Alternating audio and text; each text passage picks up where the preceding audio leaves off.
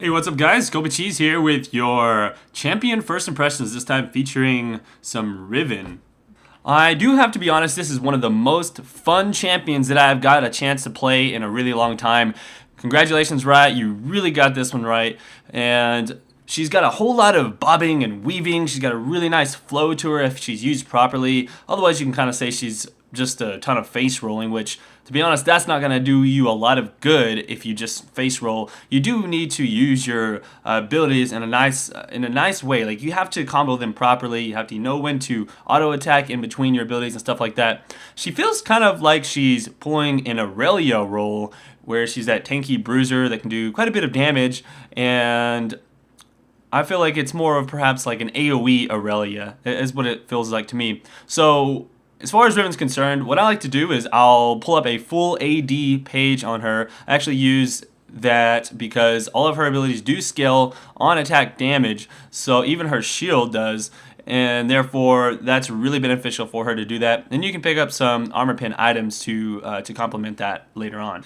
I feel like going top lane on her is pretty strong. You can probably go bottom lane if you have good support, depending on who you're up against. But for the most part, you can go top lane with her. There are going to be some lanes that will step on her, but she's also really good against some of those other ones, such as the tanky DPS that goes up top. So I feel like that's a great spot for her. I generally will pick up the boots and 3 health potions. Early on, you will most likely get beat by people, as long as you just survive until you get around level 4 or 5, maybe even 6. Then you'll start getting stronger and stronger, and she's just one of those champions that as the game goes on, that's when she starts to get really tough and does really well. So one thing about her is that Wriggles is extremely necessary on her, is what I found, because staying in the lane in farm is her complete objective. You want to get as much CS, you want to be like top of CS of the entire game and get all of those items that you need. You can be quite aggressive against certain champions if you have the Wriggles, because then you can just get your sustain back up. Let's say you lose 25% of your HP, just start attacking a few creeps and get that back up. Also, it'll help you just get those last hits on those creeps a lot faster. Some people are just going to outright beat the crap out of her if you don't get that Wriggles, and even if you do, so you may even have to get some health potions if you're against somebody who's really difficult.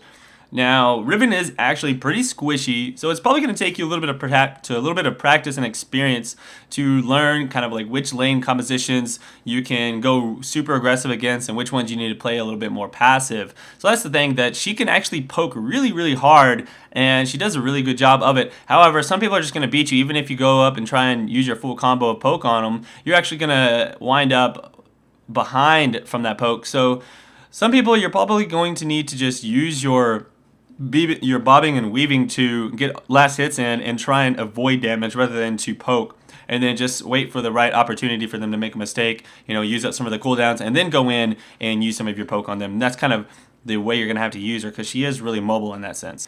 The one thing to keep in mind, though, is to never go in and try and harass when there's several creeps around, because you're going to take a lot of damage from those creeps. There's a lot more damage than you might actually think, and Riven can sit there for a while bobbing and weaving in between, and you're just going to forget how much damage you took from those creeps. So anyways, always use creep advantage on your side. So if you have a lot of creeps and they just have a few, then that's when you want to go in and poke. Otherwise, just try and last hit and farm. It's the worst feeling to get behind on Riven, because it's really hard to come back. If you're a level or 2 behind and you're falling behind in CS, that's just really bad for you. You want to get ahead and just farm and don't lose those minion waves. So that's my best advice on to Riven. Another thing is that you need to kind of just decide when to use your shield to escape or when to use it to initiate. If you're against someone who will run away when you actually engage them, then you can generally just jump in and stun them and Q, and they'll run away and you'll be fine. But if you try and run in and attack them and then you're going to run back using your Q, you're probably going to always turn out behind in those type of gauges. So learn when to use that correctly. Cool thing about Riven is that if you do get ahead, she's going to just completely punish people, and that's when you can just totally zone them out of the lane. And if they get anywhere close, you just boom, dash in, knock their health low, and run back and continue farming. So as far as the item build is concerned, I of course, go for that Boots, 3 health potions first, into a Wriggles later on, and then I'll pick up Brutalizer, cooldown reduction boots, and once those core items, core early game items are done, then I'll try and build up my Trinity. I'll use the Phage as my first item. You can potentially go for a Sheen first, since the Sheen does give you that extra burst. Just kind of depends on what you want to do. If you want to kind of slow people down and get a little bit tankier, or if you want to go for that extra burst. The Phage also does give you a little bit of extra damage since you have all AD scaling, so it's a bit of a toss-up. I think that the extra AD is nice, so I always go for Phage personally. Alright, so the final thing to talk about is kind of her ultimate. It's kind of hard to use, at least in my opinion, at first, until I'm going to get used to it, but the thing is to be sure to pop it when your cooldowns are already off of cooldown, instead of like doing your full combo and then popping your ult to continue going in and using your abilities on them. It's kind of deceptive. Like sometimes you'll do way more damage than you think you're going to do, and if you have your ultimate up, of course you're just going to do that much more, since it does boost your entire amount of damage. So the cool thing about Riven is that you can just jump in there with that ult and save it for the very last, and I like to put it on Smart Cast. I try to use it without Smart Cast, and I tend to not like it that way. It's kind of up to you on that one though. And anyways, your abilities, I'll level up Q first, that's your main source of damage and harass, and then I'll actually level up her E, which is her dash shield. And the reason I do that rather than the actual stun for more damage is because that shield is so useful, especially for jumping in there and harassing and getting out without taking a lot of return damage. And that's the main thing that you want to be able to do in the lane, is get in and out of fights without losing HP. You want to go in there and last hit a minion, and if they try and throw out a projectile at you, then just dash backwards and use that shield to soak up that damage. Also, once you get a lot of AD built up, man, that shield will do so much work. With like a, if you get later game and you have something like a Bloodthirster or anything like that, you'll have around 400 defense from that shield.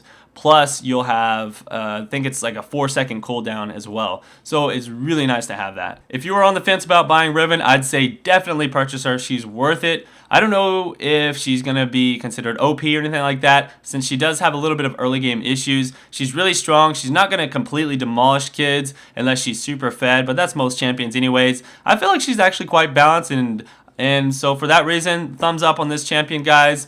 Hopefully you enjoyed the first impressions of her, and be sure to leave me a comment down below and help support me by pushing that like button and throw it on your favorites. This is Colby Cheese, guys. I'll see you around next Wednesday for my champion guide. Peace out.